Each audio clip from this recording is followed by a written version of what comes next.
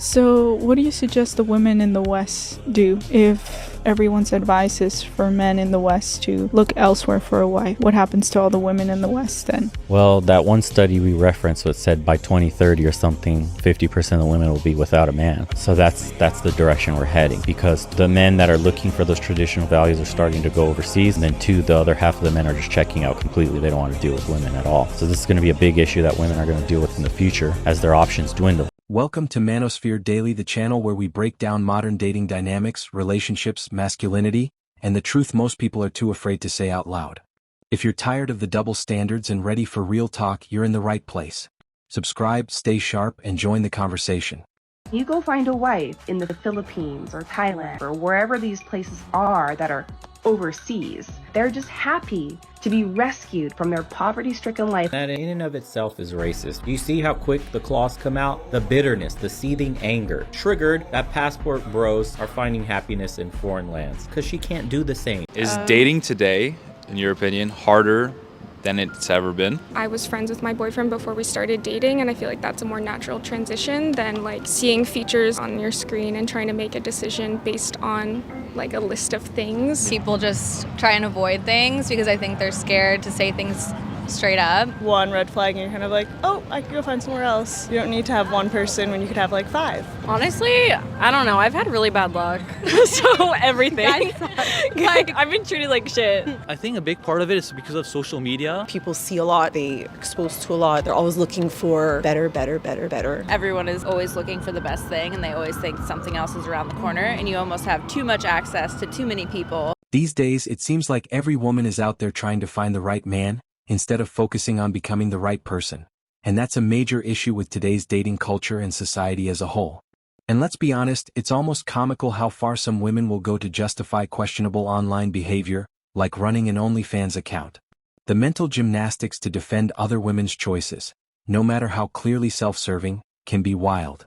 There's this powerful study, gentlemen, that I've been talking about a lot. You've probably seen it all over social media. It's done by the Census Bureau and a lot of other national data statistics centers. They're talking about what is going to happen by 2030 in terms of relationships. By 2030, 50% of women will be without a man. So that is where the West, the United States as a whole, is heading towards, because men ultimately want women with traditional values. Why do you think passport bros is such a big thing right now? Men want to go overseas. Then you have the other group of men, many of which comment on my channel. They're done with women. And men can handle that. Do we want it? Not necessarily. So this is going to be a huge issue that women are ultimately going to have to deal with as the options cease to exist. What do you guys think about that? We've all heard the dramatic excuses, my dad's in the hospital, or I'm just trying to survive. But let's not kid ourselves. That's not the real reason. Most of the time, there's no deep or noble backstory, just a hustle that's being dressed up to seem respectable. This is exactly why so many men are becoming cautious, even skeptical when it comes to modern dating.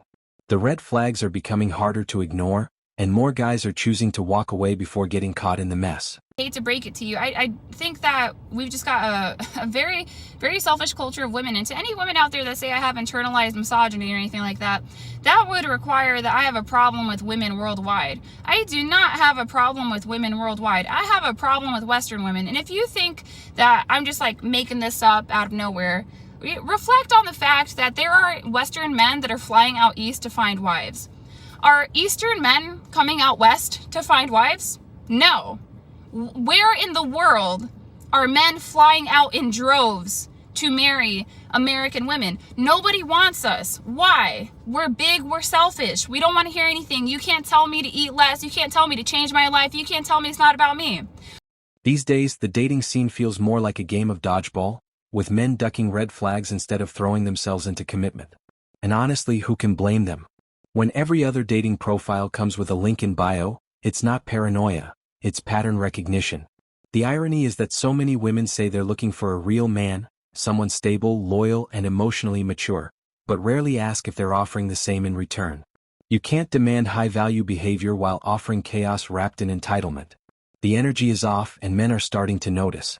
What I can appreciate about Passport Bros is I think it's an effective flag being raised for Western women as well. I'm not necessarily saying that they're going to find someone. I'm not saying that they're not going to get screwed over. I'm not even necessarily saying that I would encourage men to go do it. Like you said, if you want to, cool. The motivation for it is the fact that men are still expected to act very traditionally. They're expected to be very chivalrous. They're expected to be protectors. Maybe they're not expected to provide to the same extent now that women can essentially match them on income. But if that's what a man's duty to you is, to be chivalrous, it's very, very loosely defined what a woman's duty to a man is. Very ambiguous. And that is why I think they go to places where they are actually taught from a young age how to treat a man. What is your duty to a man? Take platforms like OnlyFans, for example. The defense mechanisms around them are something else. Suddenly, selling adult content is framed as empowerment, a career move, or everyone's favorite, just temporary. And if you dare question it, you're labeled insecure, controlling, or afraid of strong women. Would you date a girl who's on OnlyFans? No. But I respect the hustle, though. But couldn't be for... that's not me, but I respect the hustle. What if she was on OnlyFans after her dad was hospitalized and she has to pay the hospital bills? I don't know. Am I already in a relationship with this woman? Yes. Oh, my God. That's tough. He's in the hospital. He's in the hospital? We got health care, though. You know what I mean? We're in Canada. Is he not fine? No, but if we were in America, a different story, man. Okay, you're in America. I'm just kidding. Oh. I'm just kidding. No. She's a 10, but she can't cook. Oh, that's tough. I mean, wow, that's tough. Let's not forget the go to sympathy card. I had no choice. I was struggling. My family needed help. Sure, tough times happen. But let's be real. It's rarely about survival and more often about lifestyle. Meanwhile, men are expected to accept it all, no questions asked, and treat it like it has no impact on relationship dynamics. So I just found out that apparently the reason why men can't date me, you know, they say they're my friends, they respect me, they care for me so much. They say I'm like the ideal woman, they talk me up, they say I'm a great mother, I'm great this, I'm the best, and they really like me and they really like who I am. I'm a caring person, I wear my heart on my sleeve, like nothing but good things.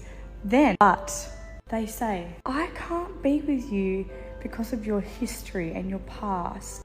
Bitch, what? We all have a past and we all have a history. The only difference is I fucking filmed mine.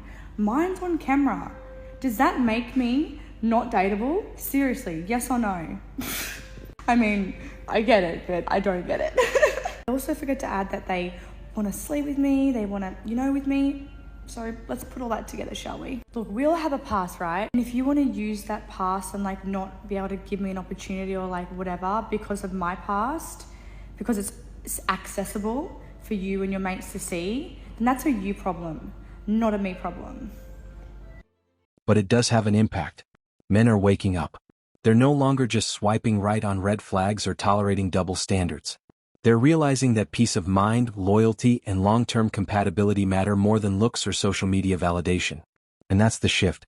More men are stepping back, not because they're bitter or weak, but because they've seen behind the curtain.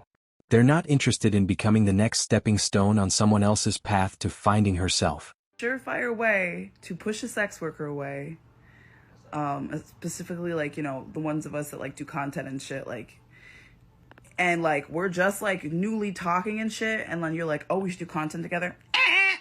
You lose. I don't want to talk to you anymore after that. At the end of the day, the dating market isn't broken because men stopped trying. It's broken because accountability got replaced with excuses, and performance is now more important than partnership. Until that changes, more men will keep choosing peace over potential problems disguised as empowerment. And that wraps up today's episode of Manosphere Daily. If you enjoyed the content, give it a like. Be sure to subscribe and hit the notification bell so you're notified as soon as a new video is out. Share your thoughts in the comments below. See you all tomorrow.